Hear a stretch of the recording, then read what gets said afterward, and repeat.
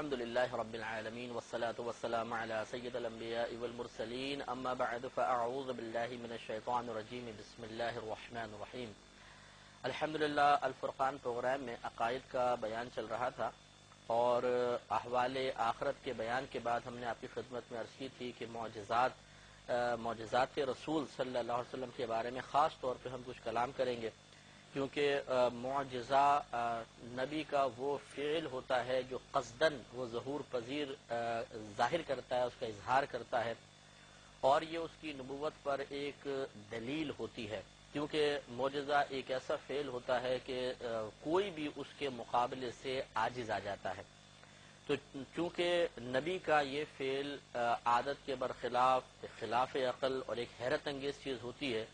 اور سامنے والے کو مقابلے سے عاجز کر دیتی ہے، اور عاجز کرنے والے کو معجزہ کہتے ہیں، اس لیے نبی کے اس فعل کا نام معجزہ رکھا جاتا ہے۔ خلاصہ کلام یہ ہے کہ معجزہ وہ فعل ہے جو دعوی نبوت کرنے والے سے صدور پذیر ہوتا ہے اور خارق عادت ہوتا ہے، عادت کے برخلاف ہوتا ہے، اور دوسرے اس کی مثل لانے سے عاجز آ جاتے ہیں، اسے معجزہ کہتے ہیں۔ ہم مسلمانوں کا عقیدہ ہے کہ معجزہ نبی کے لیے لازم اور ضروری ہے، اور جب اس سے طلب کیا جائے تو عند طلب وہ اس کا اظہار کرتا ہے، یہ اس کے لیے لازم ہوتا ہے۔ بعض حضرات نے معجزے کا انکار کیا، وہ سمجھ نہ سکے، اور یہ بالکل غلط ہے، بلکہ فقہاء اسلام نے فرمایا کہ معجزے کا انکار کرنا انسان کو کفر تک پہنچا دیتا ہے۔ لہذا آخر میں ہم نے مناسب محسوس کیا کہ معجزے کے بارے میں بھی کچھ کلام کر لیا جائے۔ تو پچھلے پروگرام میں مسلم اور بخاری کے حوالے سے ایک معجزہ آپ کی خدمت میں عرض کر رہے تھے۔ حضرت جابر رضی اللہ تعالی عنہ اس کے راوی ہیں۔ غزوہ خندق کا واقعہ ہے۔ یہ فرماتے ہیں کہ ہم خندق کے دن کھدائی کر رہے تھے کہ ایک سخت پتھر سامنے آ گیا، تو ہم نے نبی کریم صلی اللہ علیہ وسلم کی خدمت میں حاضر ہو کے عرض کیا رسول اللہ صلی اللہ علیہ وسلم، یہ ایک پتھر ہمارے سامنے آ گیا، اب ہم کیا کریں؟ نبی کریم صلی اللہ علیہ وسلم نے ارشاد فرمایا کہ ہم خندق میں اتریں گے، یعنی ہم اس کو توڑیں گے۔ یہ کہتے ہیں کہ ہم نے دیکھا کہ نبی کریم صلی اللہ علیہ وسلم کے پیٹ پر شکم اطہر پر ایک پتھر بندھا ہوا ہے، اور میں نے پچھلے پروگرام میں اس کی حکمت آپ کو بتائی تھی کہ جب انسان کو بھوک لگتی ہے تو اصل میں معدے میں خالی ہونے کی وجہ سے ہیٹ پیدا ہوتی ہے، جس سے انسان کو اذیت اور تکلیف ہوتی ہے، گرمی پیدا ہوتی ہے۔ تو یہ ٹھنڈا پتھر، چکنا ٹھنڈا پتھر اس طرح پیٹ پہ رکھ کر اوپر سے کپڑا باندھ لیا کرتے تھے، تو اس کی ٹھنڈا کو، اس بھوک کی گرمی کو یا اس کی شدت کو کم کرتی تھی، جس سے سکون ملتا تھا۔ تو نبی کریم صلی اللہ علیہ وسلم کے پیٹ پہ پتھر بندھا ہوا تھا، اور وجہ کیا ہے؟ خود حضرت جابر رضی اللہ تعالیٰ عنہ فرماتے ہیں کہ ہم 3 دن تک اس طرح رہے تھے کہ کوئی چکھنے کی چیز بھی ہمارے پاس نہیں تھی، یعنی 3 دن کا فاقہ۔ رحمت کونین صلی اللہ علیہ وسلم سے بڑھ کر یقیناً کوئی رہنما ہمیں نظر نہیں آ سکتا تاریخ کے اندر کہ نبی کریم صلی اللہ علیہ وسلم بنفس نفیس صحابہ کرام علیہم رضوان کے ساتھ خود کام فرما رہے ہیں، کام کر رہے ہیں، اور صحابہ کرام کی یہ عادت تھی کہ جب انہیں کوئی مشکل پیش آتی تھی تو ان کا یقیناً یہ ایمان تھا کہ مشکل کی دوری اللہ تبارک و تعالی کی طرف سے ہی ہے، اور یہی مسلمان کا عقیدہ بھی الحمدللہ۔ لیکن انہیں معلوم تھا کہ اللہ تبارک و تعالی کی عادت کریمہ ہے کہ جب وہ کسی کی مشکل و پریشانی کو دور فرمانا چاہتا ہے تو کوئی نہ کوئی دنیاوی وسیلہ قائم فرماتا ہے، یہ اکثر اللہ تعالی کی عادت ہے۔ لہذا ان کے لیے سب سے بڑا وسیلہ ذات نبوی صلی اللہ علیہ وسلم تھی۔ وہ اپنی پریشانیاں لے کر نبی کریم صلی اللہ علیہ وسلم کی خدمت میں حاضر ہوتے تھے۔ اب 3 دن کا فاقہ ہے، اور وہ سب فاقے سے ہیں، نبی کریم صلی اللہ علیہ وسلم نے بھی کوئی چیز بظاہر تناول نہیں فرمائی ہے، تو وہ جب پتھر سخت آ گیا تو وہ آپس میں کہہ سکتے تھے چلو اللہ تعالیٰ کی بارگاہ میں دعا کرتے ہیں، اللہ تعالیٰ اس میں نرمی پیدا کرے، ہمیں طاقت عطا کرے اور ہم اس کو توڑیں، لیکن وہ نبی کریم صلی اللہ علیہ وسلم کی خدمت میں حاضر ہوئے، رسول اللہ پتھر آ گیا سر۔ جواب میں نبی کریم صلی اللہ علیہ وسلم نے یہ نہیں فرمایا تو اللہ سے دعا کرو، میں کیا کر سکتا ہوں، نہیں، بلکہ نبی کریم صلی اللہ علیہ وسلم نے فرمایا کہ ہم اتریں گے۔ نبی کریم صلی اللہ علیہ وسلم نے ایک کدال لی اور اسے پتھر پر زور سے مارا، تو حضرت جابر رضی اللہ تعالی عنہ کہتے ہیں کہ وہ پتھر بالکل ایسا ہو گیا جیسے ریت ہوتی ہے، یعنی پھٹ گیا پتھر، طاقت نبوی صلی اللہ علیہ وسلم کے سامنے وہ پتھر قائم نہ رہ سکا اور ریزہ ریزہ ہو گیا۔ یہ کہتے ہیں کہ جب میں نے نبی کریم صلی اللہ علیہ وسلم پر بھوک کے اتنے شدید آثار دیکھے تو میں اپنی زوجہ کے پاس چلا گیا اور میں نے کہا کہ تمہارے پاس کچھ کھانے کو ہے؟ میں نے نبی کریم صلی اللہ علیہ وسلم کو سخت بھوک کی حالت میں دیکھا ہے۔ انہوں نے ایک تھیلا نکالا جس میں 1 صاع جو تھے۔ 1 صاع تقریباً 4.5 سیر کا ہوتا ہے، گویا کہ 4.5 سیر جو تھے، اور ہمارے پاس ایک بکری کی پٹھیا تھی، ایک یعنی نوجوان بکری تھی، بچہ جس کو کہتے ہیں بکری کا۔ میں نے اسے ذبح کیا اور میری بیوی نے فوراً جو پیسے، حتیٰ کہ ہم نے گوشت کو ہانڈی میں ڈالا، چولہے پہ چڑھا دیا۔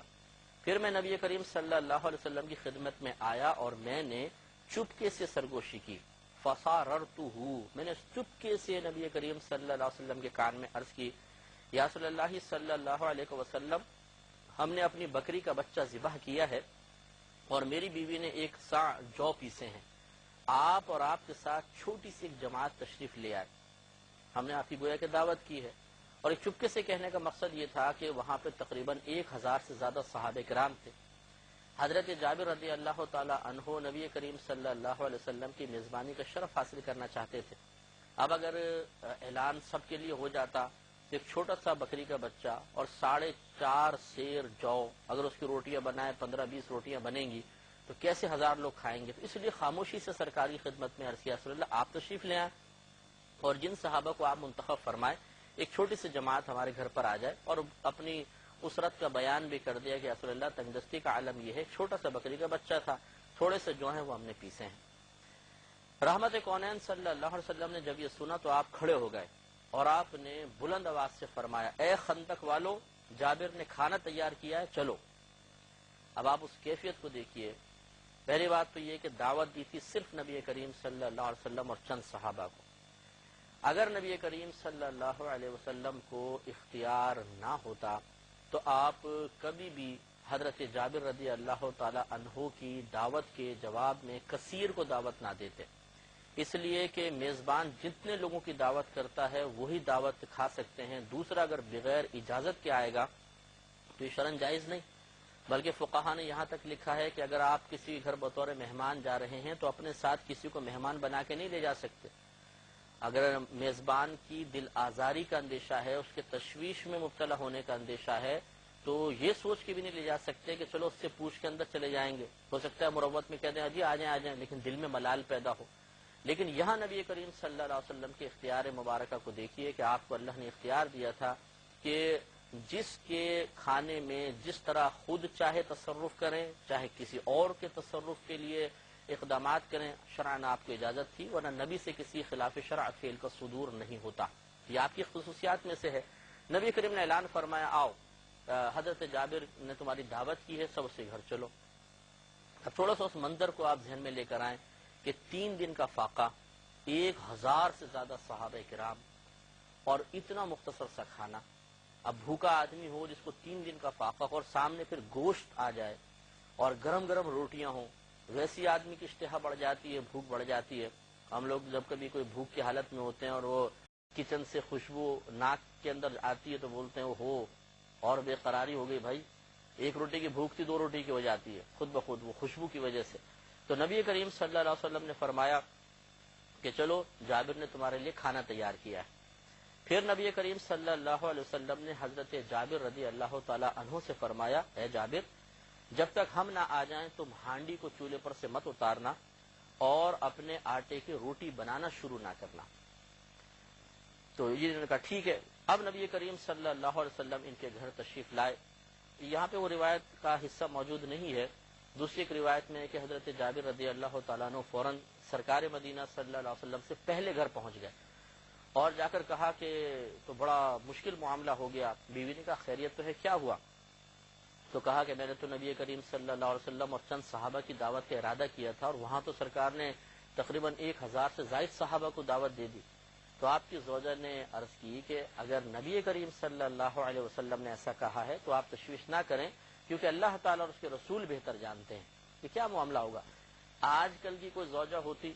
اور شوہر اس طرح ٹینشن میں آتا تو شاید وہ زوجہ اس کے ٹینشن میں اضافہ ہی کر دیتی کہ ارے تمہیں کس نے کہا تھا جا کر کہنے کو، دیکھا نا اب ہمارے گھر کی عزت چلی جائے گی اور یہ وہ۔ لیکن ایسا نہیں، بلکہ زوجہ نے بہت پیاری بات کہی کہ جب نبی کریم صلی اللہ علیہ وسلم نے یہ بات کہی ہے تو اللہ تعالیٰ اور اس کے رسول بہتر حکمت جانتے ہیں، تو کتنا شوہر کو سکون ملا ہوگا۔ تو اس لیے جو بہنیں ہمارا بیان سماعت فرما رہی ہیں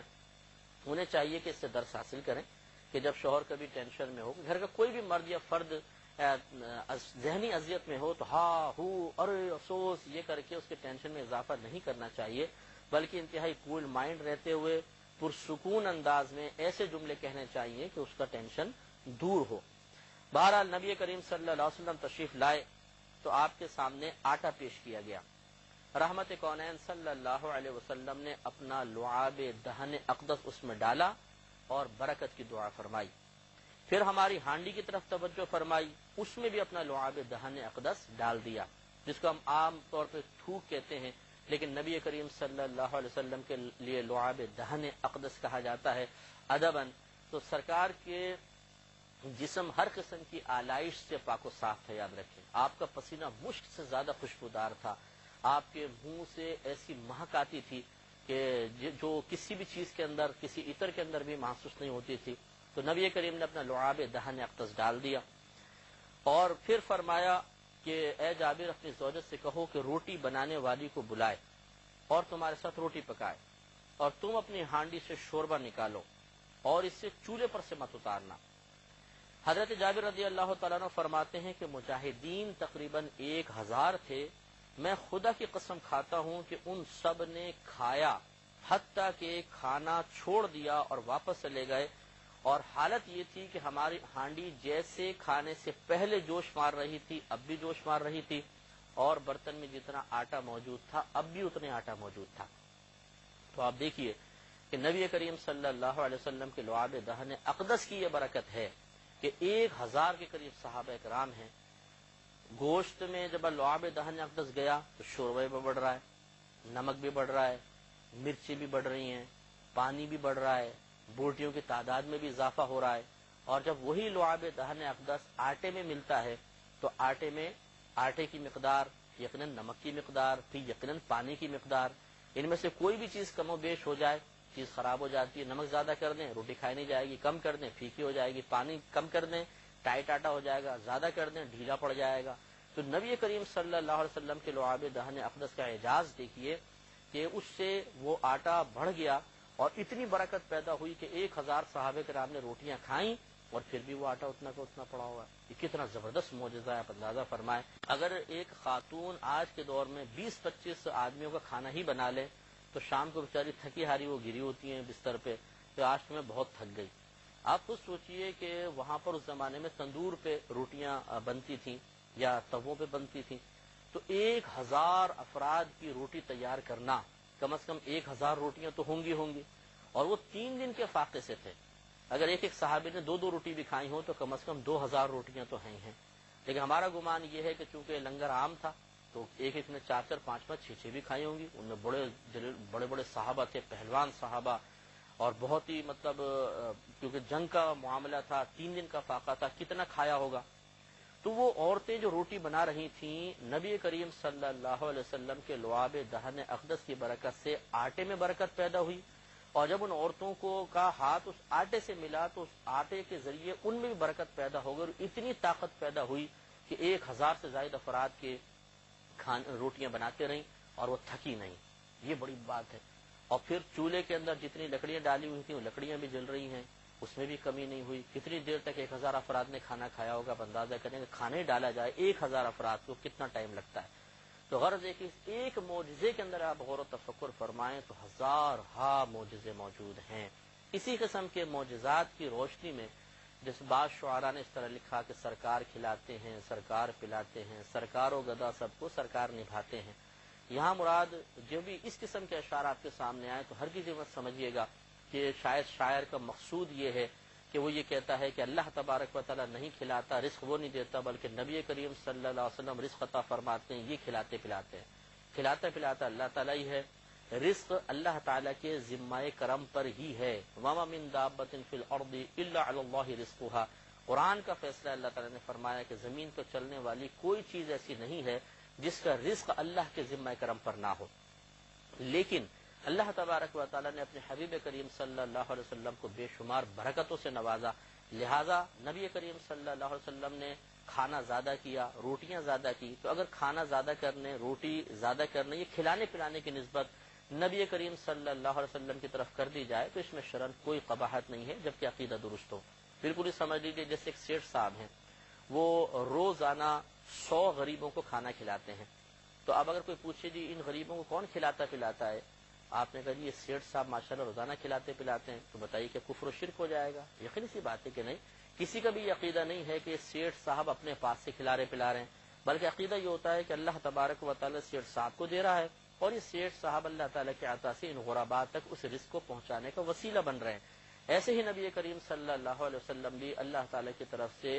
رزق مخلوق تک پہنچانے کا بے شمار بار وسیلہ بنے، جیسے اور معجزات بھی آ رہے ہیں۔ لہذا اس نسبت سے نبی کریم صلی اللہ علیہ وسلم کی طرف کھلانے پلانے یا آپ کے صدقے کی نسبت کر دیتے ہیں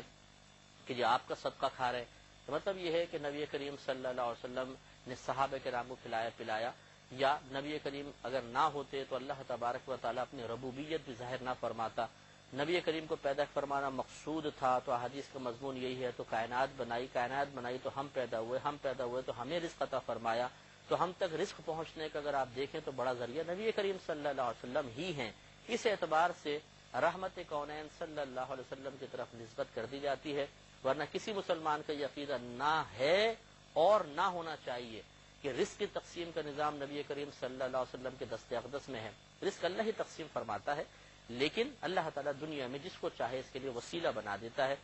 ایک فرشتہ ایسا مقرر ہے، آپ کو پتا ہے، جو بارش برساتا ہے، ایک فرشتہ ایسا ہے جو رزق تقسیم کرنے کے اوپر مقرر ہے، تو کیا ہم یہ کہیں گے کہ فرشتہ کھلاتا پلاتا ہے، اللہ تعالیٰ نہیں کھلاتا پلاتا؟ ایسا تو نہیں۔ اگر اس فرشتے کی طرف بھی نسبت کر دی جائے کہ جی وہ کھلاتا پلاتا ہے، وہ لوگوں تک رزق پہنچا رہا ہے، تو اس میں اس وقت کوئی قباحت نہیں ہوگی جب عقیدہ یہ ہو کہ اصل میں تو اللہ تعالیٰ کھلا رہا ہے اور اللہ تعالیٰ اپنی مخلوق تک رزق پہنچاتا ہے۔ یہ الگ بات ہے کہ وہ کسی کو وسیلہ بنا لیتا ہے، تو اللہ تعالیٰ گویا کہ فاعل حقیقی ہے اور فرشتہ فاعل مجازی ہے۔ تو اب آپ یہ یوں کہہ لیں کہ اللہ تعالیٰ فاعل حقیقی ہے اور فرشتہ اس فعل کا ایک ذریعہ اور سبب بن جاتا ہے کہ اللہ تعالیٰ کا یہ فعل گویا کہ ہم تک پہنچ جاتا ہے اس فرشتے کے ذریعے۔ تو جس طرح فاعل حقیقی کی طرف نسبت کرنا درست ہے، اسی طریقے سے سبب کی طرف نسبت کرنا بھی درست ہے۔ جیسے یا نبی کریم سبب بنے تو آپ کی طرف بھی نسبت کی جا سکتی ہے۔ اللہ تعالیٰ سے دعا ہے کہ رب کریم ہم سب کو ان تمام باتوں کو سمجھنے کی توفیق عطا فرمائے، آمین۔ وآخر دعوانا ان الحمد للہ رب العالمین۔